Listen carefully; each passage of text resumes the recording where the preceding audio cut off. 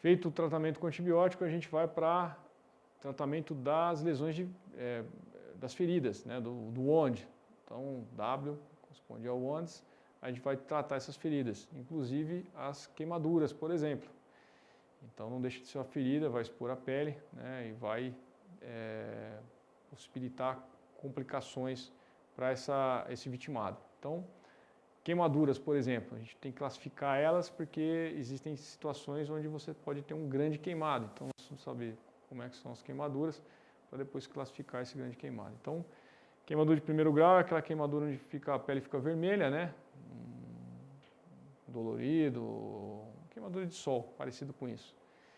E aí a gente tem a queimadura de segundo grau. Então, se você olhar ali a pele, já quando formar bolhas, formou bolhas, essa queimadura já é uma queimadura de segundo grau. E aí já começa a contar para aquela situação do grande queimado. Então, guarde essa informação. Queimadura de terceiro grau é quando você chega no que nós chamamos de tecido celular subcutâneo, né? Então você queima toda a espessura da pele, né? E chega até a parte que está abaixo dela, né? Então, a gente chama de queimadura de terceiro grau.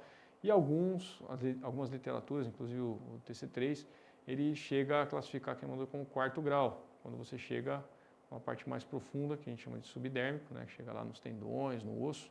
Então, a queimadura de quarto grau. Normalmente, queimadura de segundo grau dói bastante, né, então causa bastante dor, a vítima vai se queixar bastante. E as queimaduras de terceiro e quarto grau normalmente não doem, porque destrói toda a parte nervosa ali, né, e aí a pessoa tem pouca dor. Então, elas reclamam muito pouco. Então, que normalmente cursa com dor mesmo, são queimaduras de segundo grau. Então, em cima disso, né, a gente tem uma regra para classificar a quantidade de superfície queimada no corpo e a gente começa a contar essa superfície queimada a partir de queimaduras de segundo grau.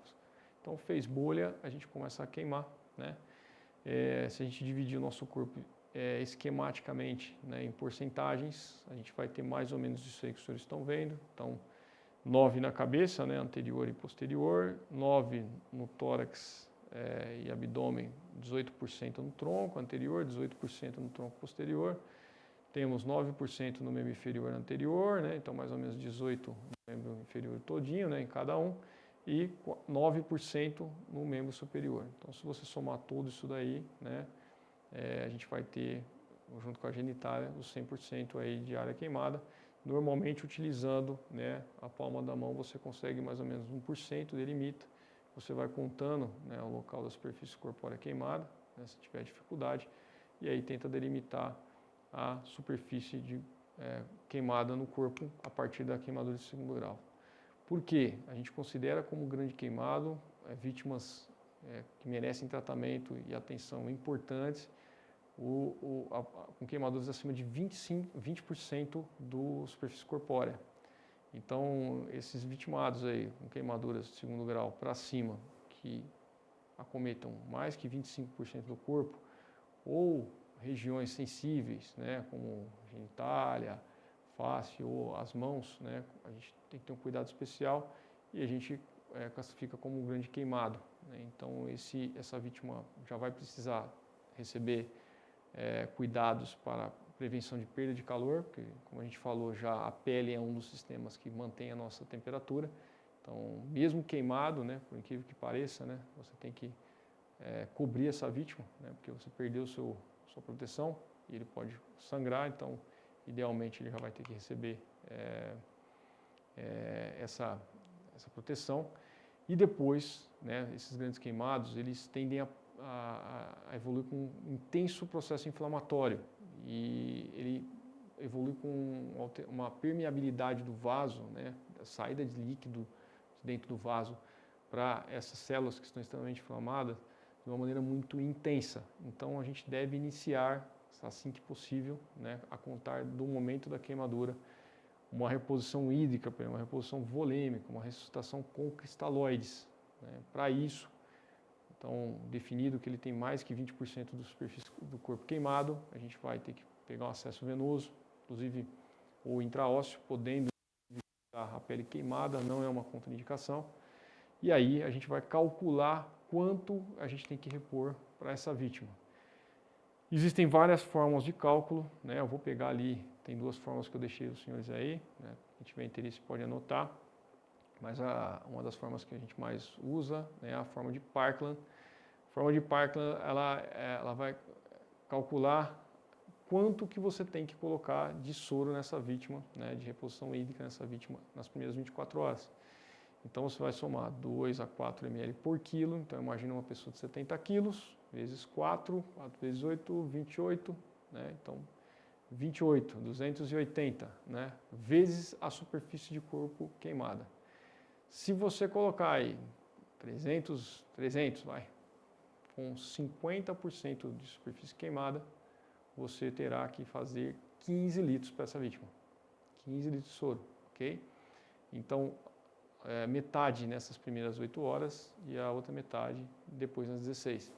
Então, você vai ter que fazer uma grande quantidade de volume, porque, como eu falei, esse processo inflamatório todo o corpo vai aumentar muito a permeabilidade desse vaso e ele vai perder muito líquido, né? Fora que a pele também já está queimada e você vai ter que fazer uma reposição hídrica muito importante para essa vítima, porque são vítimas extremamente graves.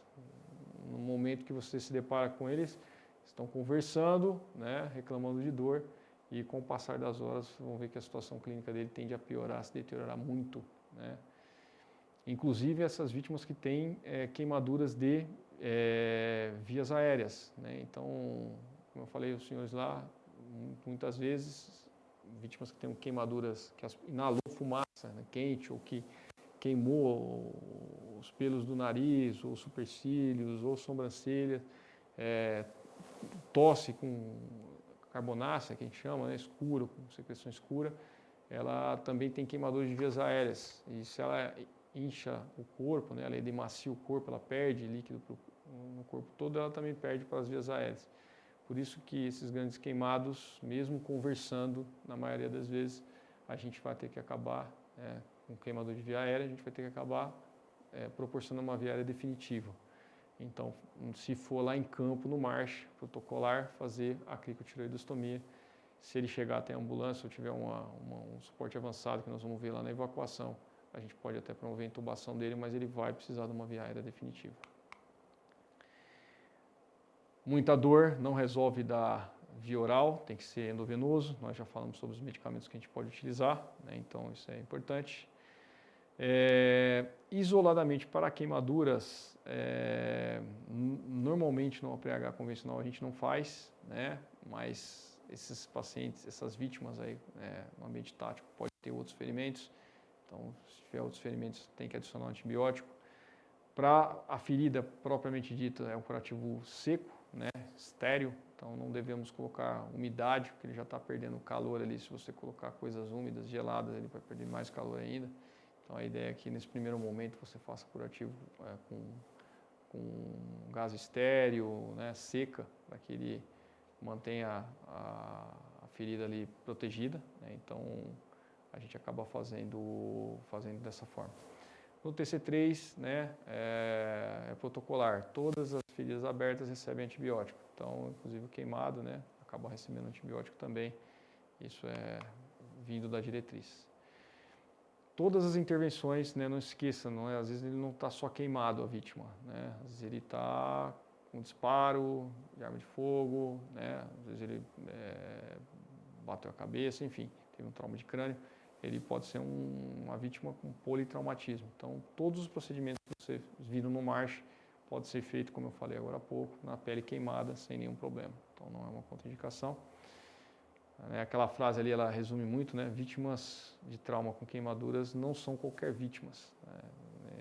Realmente são vítimas bastante complicadas e o manejo clínico dela também, né, com grande queimada é bastante complicado. E como eu falei, às vezes até chega conversando para você e em poucas horas você vê a deterioração clínica dele, né, em como ele evolui mal quando você tem uma grande queimadura e esse processo inflamatório intenso que essa queimadura promove ali no organismo.